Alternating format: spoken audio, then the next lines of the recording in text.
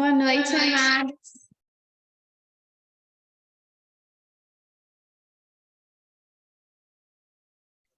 A paz do Senhor, que alegria estarmos aqui para aprendermos um pouquinho mais sobre a palavra de Deus, como foi dito no vídeo, para mergulharmos juntos e aprendermos e vermos o que o Senhor quer falar conosco através da aula de hoje, amém? Então vamos começar com uma oração. Senhor Jesus, Paizinho amado, Pai querido, nós te louvamos e te agradecemos por esta noite, por este dia. Te agradecemos, Senhor, porque despertamos esta manhã, porque o Senhor nos presenteou, Pai, com o fôlego de vida, o Senhor nos presenteou com mais um dia que pudéssemos viver e conhecer um pouco mais sobre Ti, sentir o Teu amor, o Teu toque, Pai.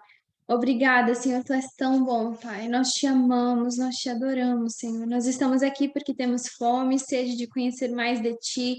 Nós estamos aqui, Senhor, porque o Senhor nos escolheu, o Senhor preparou para esta noite, para cada um, Senhor, para que cada um estivéssemos aqui, Pai, aprendendo um pouco mais sobre a Tua palavra, Jesus. Te pedimos, Pai, que o Senhor abra, Senhor, o nosso entendimento, que o Senhor prepare os nossos corações, que possamos, Senhor, realmente absorver esta aula, que o Senhor fale conosco através dessa aula, Pai, que possamos, Senhor, realmente dar frutos e colher frutos daquilo que o Senhor tem preparado para nós, que possamos conhecer mais a Tua palavra, ter cada vez mais fome e sede de Ti, Senhor. Nos capacite, Pai, nós precisamos do Teu Espírito Santo, te pedimos que o Seu Espírito Santo abra as nossas mentes, fale conosco, nos dê a interpretação, Senhor, certa, Pai. Nós precisamos de Ti, Senhor, que toda honra, toda glória e todo louvor sejam dados ao Teu santo nome, Pai. Eu oro e te agradeço. Amém. Amém, irmãos. Deixa eu compartilhar aqui a minha tela com os irmãos.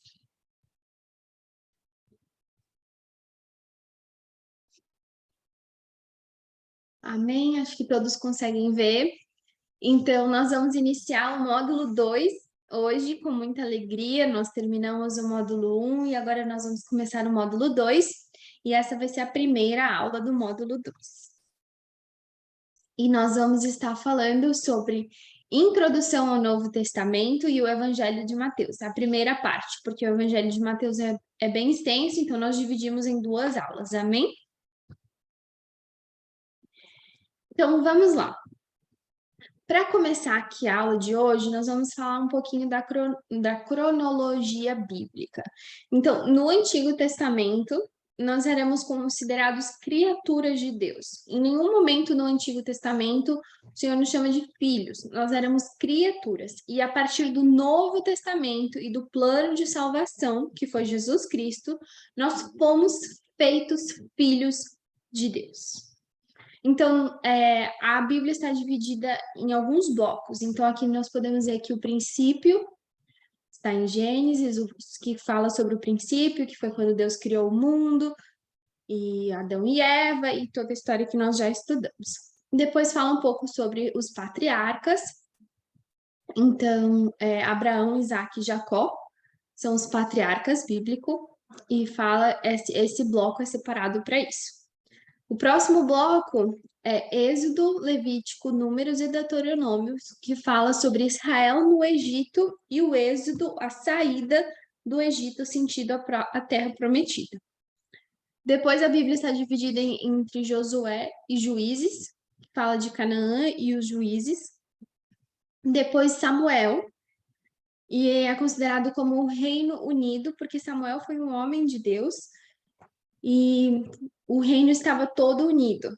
E depois, a partir desse momento, vem Reis e Crônicas, que é reino dividido e fim de Judá, porque o povo queria reis, então é uma montanha russa, tinham reis bons e reis maus. Então, se a gente lê, a gente consegue ver que quem buscava o Senhor, o Senhor abençoava. Quem não buscava, quem tinha atos ruins, era um rei ruim. Então, Samuel, ele não treinou ninguém para que o sucedesse. Então, não havia ninguém que continuasse. Então, Josué. Então, quando ele saiu, não havia muita orientação e o povo queria muitos reis. Então, a partir desse momento, essa montanha-russa bíblica, que tinham reis bons e reis maus. Quem buscava o Senhor, rei bom. Quem não buscava o Senhor era um rei mau e tudo ia mal. Eles perdiam as batalhas, perdiam terras, enfim. E aí vem o fim de Judá, porque nesse momento também os povos se dividiram. Então, os filhos de Salomão, que foi um filho do rei Davi, eles brigaram entre si. Então, as 12 tribos não estavam mais unidas como no reino como em Samuel, que é o Reino Unido. Então, a partir desse momento, houveram muitas brigas, e aí tem o fim de Judá, da tribo de Judá. E depois vem Esdras, Neemias e Ester, e tudo isso nós já estudamos algumas partes do Antigo Testamento, e nós vamos continuar estudando sobre o Novo Testamento. Então, tudo isso vai ser percorrido com um pouco mais detalhe do Antigo Testamento, essa segunda parte que nós ainda não vimos, tudo isso ainda vai ser ensinado com mais detalhes aqui nas aulas. Então, a partir do módulo 2, nós vamos estar intercalando o Novo Testamento com o Antigo Testamento. E depois, Esdras, Neemias e Ester, que é o cativeiro e a restauração. Depois, isso aconteceu mais ou menos 400 anos antes de Cristo. Esse período de 400 anos antes de Cristo até a vinda de Jesus Cristo, o nascimento de Jesus Cristo, é um período chamado de período intertestamentário ou período interbíblico, que quer dizer que a Bíblia não relata nada sobre esse período. Então, nós não temos detalhes do que aconteceu entre 400 anos antes de Cristo até o nascimento de Jesus Cristo. Generalidades sobre o Novo Testamento. Então, nós vamos começar estudando sobre o Novo Testamento hoje. O Novo Testamento foi escrito em grego. Então, isso é um fato interessante, porque toda vez que a gente quer buscar, como eu não sei se os irmãos assistiram à última aula que o pastor Marcel deu, mas tem muitas palavras que às vezes a gente quer buscar qual é a origem dessa palavra. Então, nós precisamos saber qual era a língua que originava essa palavra. Então, o Novo Testamento foi escrito em grego. Os 27 livros e cartas foram o cânon do Novo Testamento foram aceitos quase universalmente dentro do cristianismo, pelo menos desde o século III. Então, o Antigo Testamento ele é muito aceito. E em 1521, Martinho Lutero retirou-se para o castelo de Wittenberg, e durante o seu tempo ali, ele traduziu o Novo Testamento do grego para o alemão. Então, a primeira tradução foi feita para o alemão. E ele foi impresso em setembro de 1522. A tradução para o português foi feita por João Ferreira de Almeida e é considerado um marco na história da Bíblia em português, porque foi a primeira tradução do Novo Testamento a partir das línguas originais. Isso é muito interessante. A tradução não foi feita do alemão, por exemplo. A tradução foi feita diretamente do grego, para que não se perdesse nenhuma das raízes da Bíblia. E um fato interessante é que a tradução brasileira, a tradução para o português, está entre as 10 melhores traduções que tem da Bíblia. Então, nós temos uma tradução muito boa. E essa tradução foi feita em Portugal. Já a Sociedade Bíblica Trinitariana da Língua Inglesa, que é a Trinitarian Bible Society, a Sociedade Bíblica Trinitana do Brasil está ligada, que defende a versão Bíblia King James como a mais fiel tradução da Bíblia na língua inglesa. Então, eles dizem que a tradução mais fiel do inglês é a King James Version. Mas isso são só curiosidades. Aí aqui está a cronologia do Novo Testamento, então como se divide o Novo Testamento. E isso daqui, irmãos, vai estar disponível para todos vocês. Então, quem quiser ver, quem tiver curiosidade da data, quando os livros foram escritos, tudo isso vocês podem olhar com mais cuidado após a aula, porque devido ao nosso tempo curto, a gente não vai entrar em detalhes. Aí aqui, o Novo Testamento também é dividido em blocos, assim como nós mencionamos do Antigo Testamento. Então, o primeiro bloco são os evangelhos, que são 4 livros, são Mateus, Marcos, Lucas e João. Mateus, Marcos e Lucas são livros bem parecidos, que complementam um ao outro. Mateus, ele destinou a sua escritura principalmente para os judeus. Marcos, por exemplo, ele escrevia mais para os gregos. Então, assim, isso são só curiosidade de novo. Já o livro de João é um livro um pouco mais espiritual, que tem ensinos um pouco mais espirituais e mais profundos sobre Jesus. Então, enquanto Mateus, Marcos e Lucas são um pouco parecidos, então vocês podem ler, às vezes, o mesmo acontecimento nos 3 livros, de uma visão um pouquinho diferente uma da outra. João é um livro um pouco mais espiritual, que tem uma visão um pouco mais profunda da vida de Jesus. Depois tem o livro histórico, e o Novo Testamento, diferente do Antigo Testamento, só tem um livro histórico, que é Atos dos Apóstolos, que conta sobre a formação da igreja. E fala especialmente da vida de Paulo. Então, Paulo foi um grande homem de Deus, e no Novo Testamento nós podemos ver a presença de Paulo grandemente espalhado por todo o Novo Testamento. Depois, nós temos a divisão das epístolas ou cartas de Paulo, que são compostas por 13 livros. E Paulo, ele abriu muitas igrejas ao longo da sua jornada, e para acompanhá-las e para enviar ensinos, ele enviava cartas às suas igrejas. Então, cada uma dessas cartas são cartas às igrejas. Depois, o próximo bloco são as epístolas ou cartas gerais. Essas cartas gerais são escritas por outras pessoas, como Tiago, que era irmão de Jesus, Pedro, João e Judas, e são compostos por 8 livros. E o último livro, que é o livro de Apocalipse, é considerado o livro profético. Então, o Novo Testamento é composto por 27 livros. Como interpretar o Novo Testamento? Amados, o Novo Testamento, levemente diferente do Antigo Testamento, cada versículo, cada verso, cada trecho tem muito ensino. Ele é muito intenso no significado de cada frase. É um livro muito espiritual, então às vezes a gente pode ler um trecho do Novo Testamento, em outro dia a gente lê de novo esse trecho e tem um outro aprendizado completamente diferente.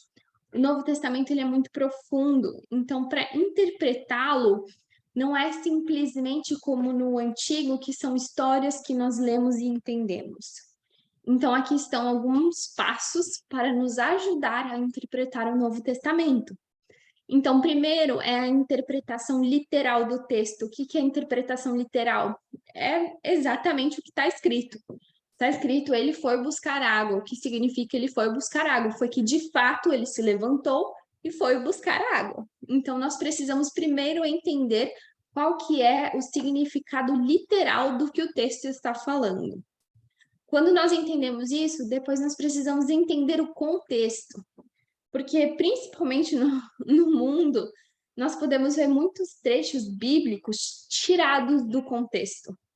E uma vez que você tira um versículo fora do contexto, muitas vezes tem um significado muito diferente do que quando você analisa com todo o contexto. E nós podemos ver inúmeros exemplos disso, mas como, por exemplo, quando Paulo diz: tudo posso naquele que me fortalece. Isso é um versículo bíblico que eu creio que o mundo, até os não cristãos, usam muito, porque é muito lindo. Tudo eu posso naquele que me fortalece. Quem me fortalece? Jesus Cristo. Mas uma vez que nós analisamos o contexto, nós analisamos o capítulo anterior e o capítulo posterior, nós entendemos a aflição que Paulo estava vivendo naquele momento. Então, ele não falou tudo posso naquele que me fortalece num momento lindo da vida. Ele falou isso num momento de muita dor, de muita dificuldade. Então, nós precisamos aprender não somente o significado literal, mas o contexto. Então, esse versículo está aqui, tudo bem. O que está falando antes? O que está falando depois do versículo? Porque isso pode mudar muito a mensagem que o Senhor quer nos transmitir através da palavra dele. Depois, o terceiro passo é a inspiração do Espírito Santo. Amados, para lermos o Novo Testamento, nós precisamos pedir que o Espírito Santo nos ajude, que o Espírito Santo abra os nossos olhos espirituais, que ele abra os nossos ouvidos, que ele abra a nossa mente, que possamos interpretar não aquilo que nós queremos, não aquilo que nós vemos, mas aquilo que ele quer transmitir através da palavra.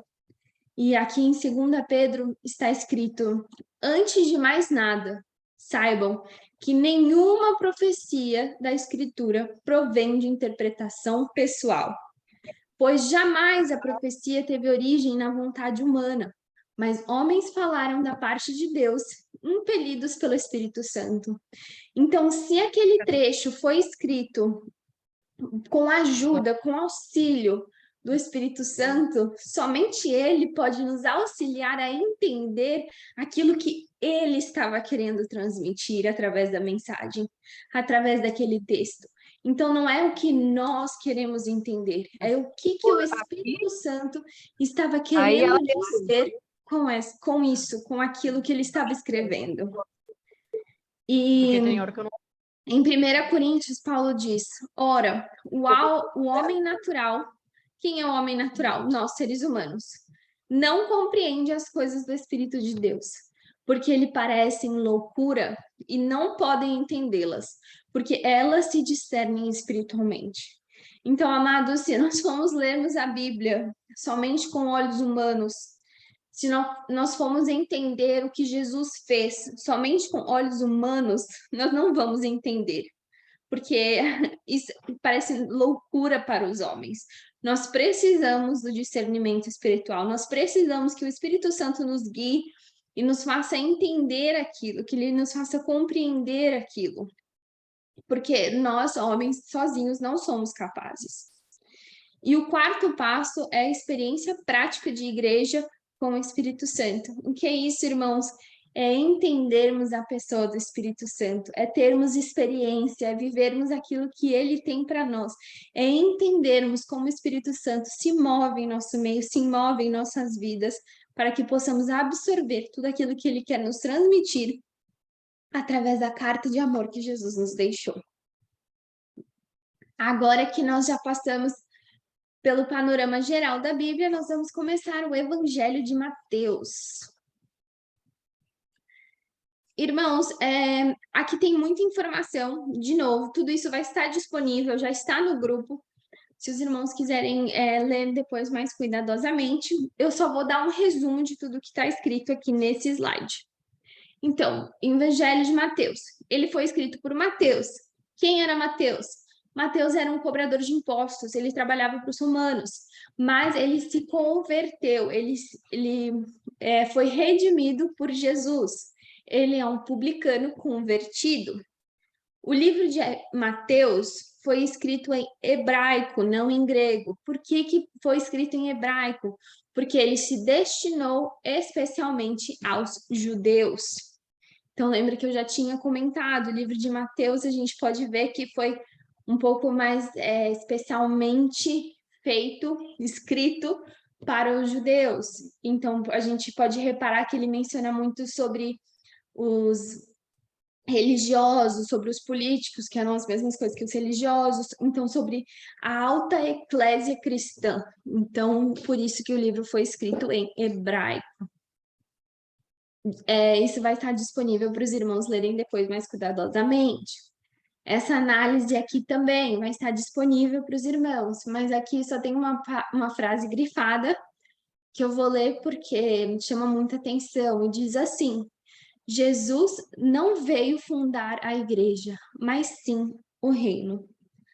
Amado, Jesus não veio para que houvessem milhões de igrejas, para que houvesse uma religião, nada mais é do que religião, nada mais é do que um relacionamento com Cristo. A religiosidade não vem de Deus, não foi essa a sua intenção. Então, ele quer somente um relacionamento com o seu povo. Ele veio fundar o reino, ele veio trazer o reino na terra. Detalhando o Evangelho de Mateus. O que significa evangelho? A palavra evangelho significa boa notícia. Então, detalhando a boa notícia que Mateus veio trazer. Genealogia de Jesus. Então, Jesus inicialmente veio para os judeus, mas os judeus não receberam, como esperado. Então, o evangelho é para todos. Quem somos todos? Nós somos os gentios. Gentios quer dizer as pessoas que não vieram da linha judaica. Nós somos gentios porque nós não somos judeus. E o Senhor veio para nós e nós fomos feitos filhos de Deus pelo plano da salvação que ele criou. Então, aqui, Abraão, teve Raabe, Ruth, Davi, José e Jesus. Então, Jesus veio da linhagem de duas pessoas que não vieram do povo judeu, que foi Raabe e Ruth, são estrangeiros, são gentios, são um povo que não era esperado. E Jesus veio desta linhagem, porque o evangelho, a boa notícia de Cristo, é para todos, e todos podemos ser feitos filhos de Deus a partir de uma decisão nossa. Aí, segundo ponto, nascido pelo Espírito Santo no útero de uma virgem. Isso tudo está no primeiro versículo. Aí, aqui no verso 17, verso 18. Depois, o nome, Jesus, o que salva o povo do pecado. Qual pecado? O pecado é servir a outro Deus. O que é servir a outro Deus? É pecar, é servir ao diabo. Então, o Senhor veio para salvar o seu povo, para que nós pudéssemos nos redimir, aceitarmos Jesus Cristo, nos arrependermos dos caminhos maus, nos voltarmos para Ele. Ele veio nos salvar. E Deus também chamado de Emanuel. O que quer dizer Emanuel? Deus conosco. Então, quando o anjo foi falar com Maria, ele já anunciou que Deus viria, que não seria um homem, mas seria Deus. Ele disse um chamado Emanuel, Deus conosco. Ora, o nascimento de Jesus Cristo foi assim, que estando Maria, sua mãe, desposada com José, antes de se juntarem, achou-se ter concebido do Espírito Santo. Então, Jesus é um milagre, amados, é um milagre que veio diretamente do Espírito Santo. Segundo ponto, magos e perseguição por Herodes. E então, Jesus nasceu em Belém. Por que Jesus nasceu em Belém? Porque os cientistas, os estudiosos daquela época, que seriam chamados de magos, sabiam que o Messias nasceria no tempo de Herodes. Eles tinham conhecimento de que o Messias estava por vir. Então, o que o Herodes fez? Herodes mandou que matassem todos os bebês nascidos, meninos, desse tempo, porque ele não queria que esse Messias, que esse rei viesse, porque ele era o rei. Então, a partir do momento que ele mandou matar todos eles, o Espírito Santo, um anjo do Senhor, o Senhor enviou um anjo para que orientasse a José. E aí eles se moveram e foram para Belém, que foi onde Jesus nasceu. E ele morou em Nazaré.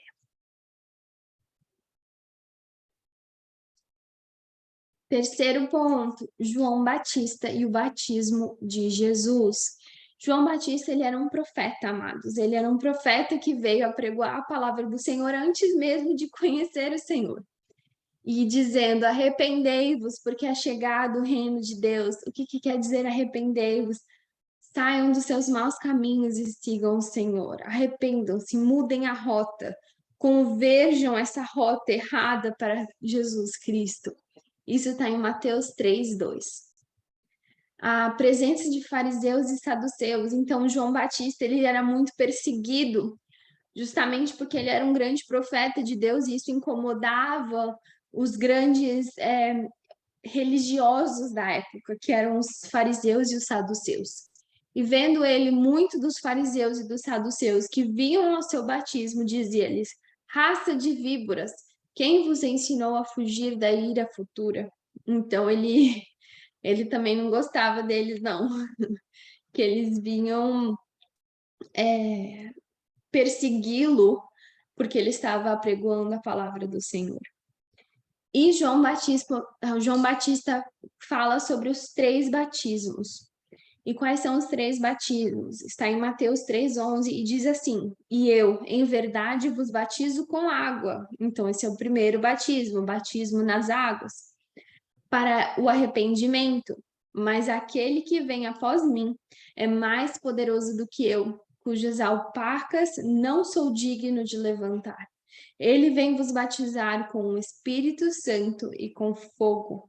Então, quais são os 3 batismos? Batismo com água, batismo com o Espírito Santo e o batismo com fogo.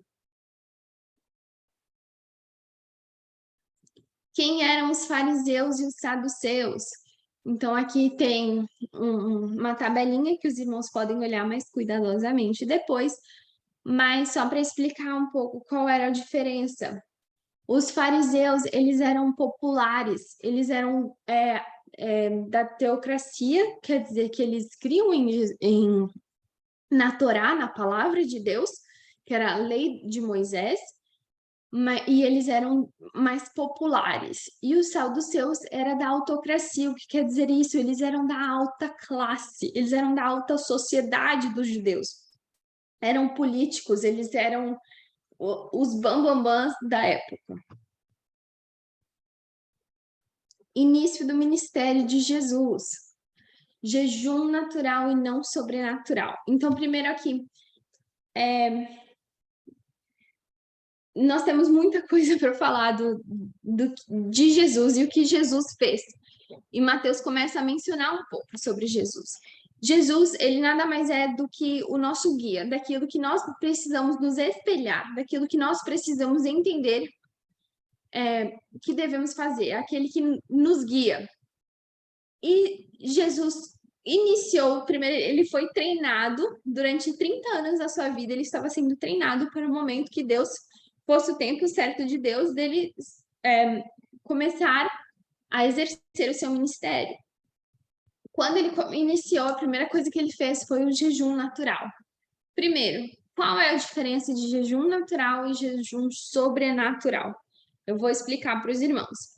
Jesus, só para deixar claro, fez um jejum natural e não sobrenatural.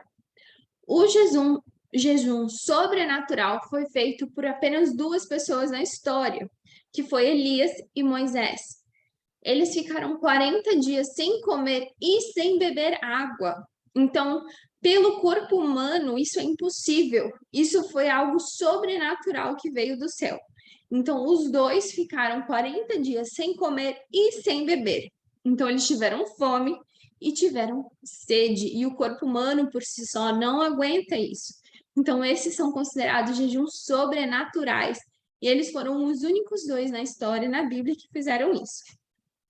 Jesus fez um jejum natural. O que quer dizer jejum natural? Ele ficou 40 dias sem comer, mas ele bebeu, ele tomou água. Então, Jesus teve fome, mas Jesus não teve sede. Essa é a diferença. Então, foi conduzido Jesus pelo Espírito ao deserto para ser tentado pelo diabo. E tendo jejuado 40 dias e 40 noites, depois teve fome. Mateus 4, 1 e 2. O que é o jejum, amados? O jejum é uma declaração de guerra contra os inimigos de Deus. O jejum é nos prepararmos, é nos revestirmos com a armadura, é que a nossa carne se enfraqueça para que o nosso espírito fique mais forte. Então, a primeira coisa que Jesus fez foi jejuar, e ele declarou guerra contra os seus inimigos. E Jesus, ele é o nosso guia. Então, isso muitas vezes nós podemos entender que quando o Espírito Santo nos guiar, assim como fez com Jesus, então ele foi conduzido pelo Espírito Santo para o deserto, para esse jejum. Então, quando o Espírito Santo nos guiar a jejuar, que nós possamos de fato jejuar, colocarmos a nossa armadura espiritual e nos fortalecermos para declararmos guerra contra o inimigo. Depois do jejum, foi a escolha da equipe de discípulos. Então, aqui é outra coisa que nós podemos aprender com Jesus, que Jesus começou jejuando. Após esse jejum, ele escolheu os seus discípulos. Então, primeiro ele se batizou nas águas com João Batista. Depois ele jejuou. E depois ele escolheu os seus discípulos. Amados, nós também temos que escolher discípulos. Nós também temos essa obrigação sobre nós cristãos. O que são discípulos? São alunos, são pessoas que nós vamos treinar, são pessoas que nós vamos ensinar, são pessoas que nós vamos salvar. Nós precisamos deixar esse legado, nós precisamos continuar, propagar a palavra de Deus, e cabe a nós cuidar, mentorear essas pessoas, assim como Jesus fez. Se Jesus fez, nós também precisamos fazer, porque Ele é o nosso guia. Então, ele jejuou e orou para que o Senhor o conduzisse a escolher as pessoas certas, que no caso foram 12 discípulos. E disse-lhes: Vinde após mim, e eu vos farei pescadores de homens. Nós também somos pescadores de homens, nós também temos essa obrigação sobre nossas vidas. Nós precisamos pescar pessoas do inferno e ajudar essas pessoas a vir para o trono, para a maravilhosa luz de Jesus Cristo, mostrar o amor de Cristo para cada uma delas. Número 5, o caminho da felicidade. Nossa, quando a gente lê esse título, a gente fala: Uau, o Senhor nos dá o caminho para a felicidade, sim. O Senhor nos dá o caminho para a felicidade na Bíblia, mas não é bem da forma que nós, seres humanos, esperamos. Qual o caminho da felicidade? São as bem-aventuranças, são bem-aventurados. Então a Bíblia diz assim: bem-aventurados, felizes são os pobres de espírito, porque deles é o reino de Deus. Os que choram, os mansos, os que têm fome e sede de justiça, os misericordiosos, os limpos de coração, os pacificadores, os que sofrem perseguição por causa da justiça, quando vos injuriarem e perseguirem e mentindo disserem todo o mal contra vós por minha causa. Amados, o caminho da felicidade Jesus dá no Sermão da Montanha, que é um dos ensinos mais importantes de Jesus, que são os capítulos 5, 6 e 7 de Mateus. E não se preocupe se você acha que está tarde demais para você. Amados, Jesus só teve 3 anos de ministério. E quantas coisas ele cumpriu nesse tempo. E com isso nós entendemos que nós não precisamos de muito tempo, ou mais tempo do que achamos que nós precisamos, para cumprir aquilo que Deus tem para nós. Basta, sim, muito treino, muita Bíblia e ajuda do Espírito Santo. Basta entregarmos a nossa vida completamente a Ele para cumprirmos o propósito que Ele nos criou, para cumprirmos o chamado que Ele tem para cada um de nós. Então, nós somos bem-aventurados quando passamos por tudo isso, porque é nesses momentos que nós temos o Senhor. Porque vos digo que a vossa justiça não exceder a dos escribas e fariseus, de modo nenhum estareis no reino de Deus. Então, aqui, nós não podemos nos comparar com os escribas e fariseus, com aquelas pessoas da alta eclésia, religiosidade, da alta eclésia cristã daquela época, porque a religiosidade não vem do Senhor. Nós precisamos ter a justiça em Deus, nós precisamos cumprir a sua palavra e ouvir ao Espírito Santo. Eu, porém, vos digo: amai os vossos inimigos, bendizei os que maldizem, farei bem aos que vos odeiam, e orai pelos que vos maltratam e vos perseguem, para que sejais filhos do vosso Pai que estais no céu. Amados, isso Jesus está mandando. Ame os vossos inimigos. Não é uma opção. Sede vós perfeitos, como é perfeito o vosso Pai que estás no céu. Então, se você acha que Deus é maravilhoso, Deus é perfeito, Deus é nota 10 para você, então que você seja nota 10 para o seu irmão também, porque é isso que a palavra de Deus nos orienta.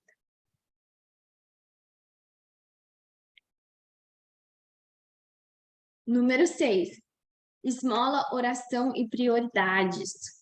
Ixi, amados, aqui Jesus nos dá um puxão de orelha, mas que é muito importante. Mas tu, quando deres esmola, não saiba a tua mão esquerda o que faz a tua mão direita. Quer dizer, faça por amor. Não dê para se vangloriar. Não dê para falar para os outros que você deu, para se achar melhor que o outro. Não faça por amor. E quando orares, não seja como hipócritas. O que são hipócritas são aqueles que acham que são algo que não são. são aqueles que mentem, que não são o que realmente são. Jesus diz: seja humilde, então vá para o seu quarto, feche sua porta e ore para o Senhor. Não vá dizendo para os outros que você tem uma vida de oração constante, se isso não é um fato na sua vida. Que você busque isso no secreto, e o Senhor que está no secreto te recompensará.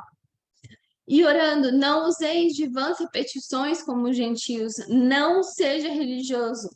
Amados, Deus não é surdo. A gente não precisa repetir a mesma oração de novo, de novo, de novo. Não, ele quer que venha algo genuíno do nosso coração. A religiosidade não vem do Senhor. Ele não se agrada disso. Portanto, vós orais assim, Pai nosso. Oração é para os filhos. Quem são os filhos? São aqueles que aceitaram Jesus Cristo de todo o coração e foram batizados. Então, nós somos filhos, nós nos tornamos filhos, nós temos o privilégio de sermos filhos de Deus. Então, nós temos o privilégio de ter livre acesso ao nosso Pai e de orar com todo o nosso coração, a partir do momento que nós aceitamos a Jesus Cristo como nosso único Senhor e Salvador. Então, seja objetivo e específico em suas orações. Não precisa ficar dando mil lenga-lengas. O Senhor não precisa disso. Ele conhece seu coração e os seus pensamentos. Ele quer algo que venha direto, que seja sincero, que seja puro, que seja verdadeiro, que seja uma conversa com o Pai. E quando jejuardes, não vos mostreis contristados como os hipócritas. Então, não seja vaidoso, não fale assim, nossa, estou jejuando há 20 dias. Não, amado, você está jejuando, se for mulher, passa uma maquiagem, passa um batom, sai linda e maravilhosa, para que ninguém saiba que você está jejuando, porque o seu jejum é com você e Deus. Mas ajuntai tesouros no céu, não sejam materialistas. Então, tudo que está aqui na terra é passageiro. Amados, quando a gente morre, a gente não leva nada daqui. O que importa é o legado que nós deixamos, as pessoas que nós conseguimos resgatar do inferno para Jesus Cristo. Então, que nós não sejamos materialistas com as coisas daqui da terra, mas o céu é feito de ruas de ouro. Então, que nós possamos olhar para o nosso tesouro que está no céu, que nós possamos almejar, buscar o céu e não as riquezas aqui da terra. Não podeis servir a Deus e a Mamon. Deus adorado, citado por Jesus no Novo Testamento. Mamon é o Deus do dinheiro, e ele é um Deus muito forte, e ele é citado até por Jesus no Novo Testamento. Então, nós entendemos que nós podemos servir somente a um Deus. Então, ou nós servimos a Deus, ou nós servimos ao dinheiro, e isso é uma escolha de cada um de nós. Mas buscai primeiro o reino de Deus e a sua justiça, e todas estas coisas vos serão acrescentadas. O que isso quer dizer? Ah, é lindo, maravilhoso. Se eu buscar Deus, ele vai fazer tudo. Sim, mas que Deus seja uma prioridade. Seja prioridade no reino espiritual e não no material. Se for para fazer meia boca, não precisa, irmãos. Deus não se agrada. Nós precisamos priorizar a Ele. Se for para dar uma oferta do que sobrou, Ele não vai aceitar. Assim como Ele não aceitou a oferta de algumas pessoas na Bíblia. Nós temos exemplos disso. Caim e Abel. Deus não aceitou a oferta de Caim. Esaú, Deus não aceitou a oferta dele. Então, se não for para dar o nosso melhor, se não for para entregar a primeira, a prioridade, o mais importante, se for para fazer meia boca, melhor nem fazer, que Deus não vai aceitar. E se fizermos, se priorizarmos, se entregarmos o nosso melhor, o nosso primeiro, o nosso tudo para Ele, todas as demais coisas serão acrescentadas.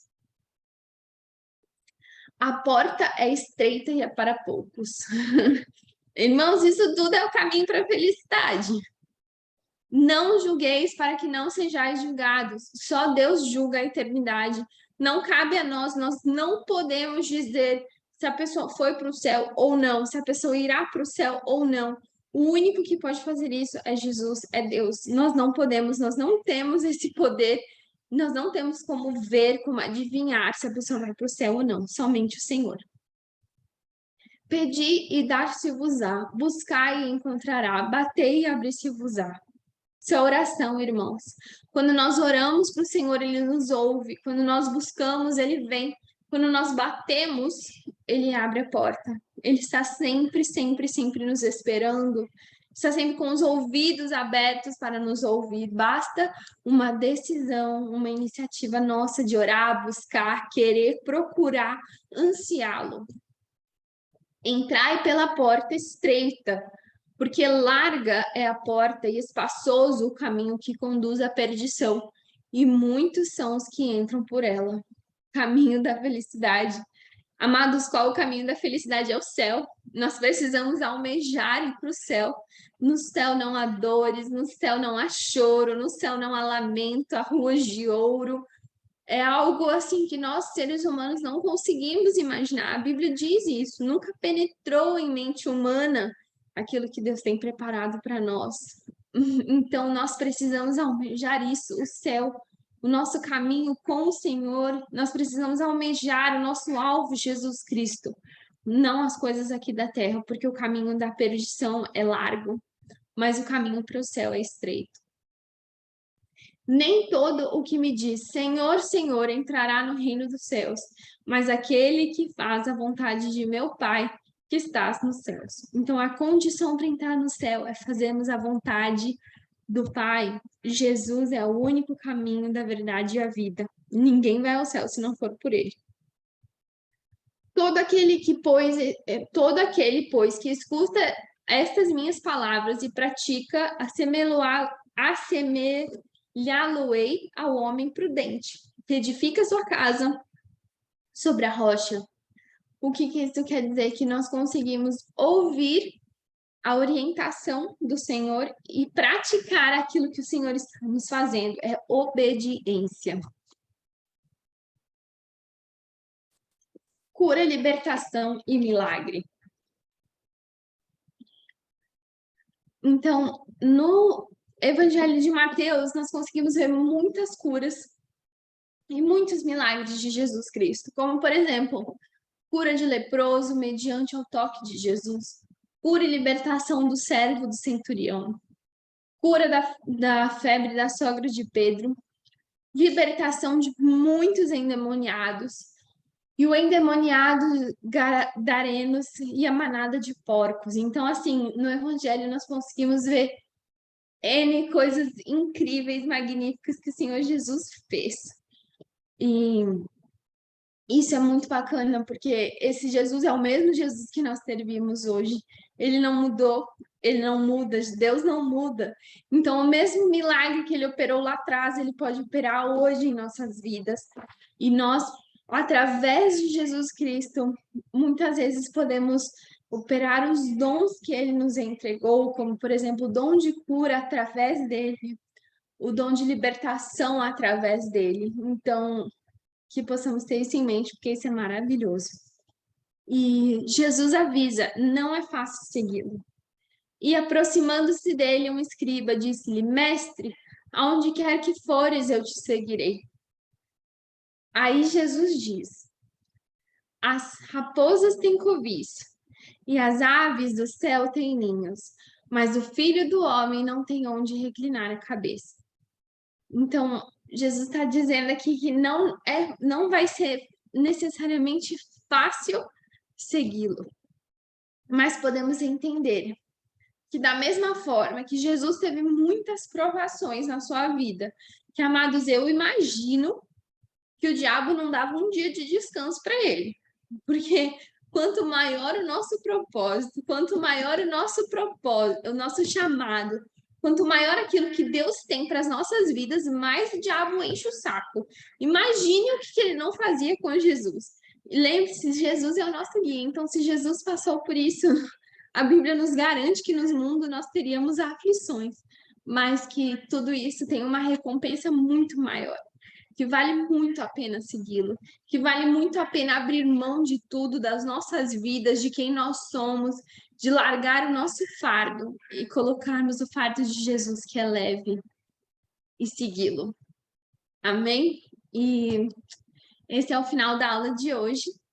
O livro de Mateus será continuado numa outra aula, como eu disse, é um livro muito extenso, há muitas coisas maravilhosas, incríveis para falarmos de Jesus Cristo. Então, isso vai ficar para a próxima aula. Amém, amados? Deus abençoe.